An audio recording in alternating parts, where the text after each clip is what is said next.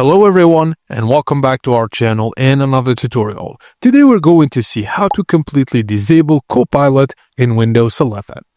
If you're tired of Microsoft forcing the new AI Copilot onto your Windows 11 taskbar, today we're going to see how to remove it completely. Firstly, the easiest way to wipe Copilot off your system is right through your settings. So open your Windows settings. Then select Apps from the left-hand menu. Next, click on Installed Apps.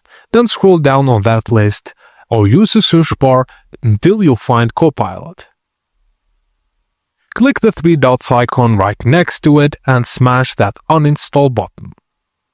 And if you want a faster way, just hit your Windows key to open the Start menu. Scroll down or check your pinned apps section for the Copilot icon. When you find it, simply right-click it directly on the Copilot entry, select Uninstall from the drop-down menu and confirm. Both of these methods will immediately remove the app from your system.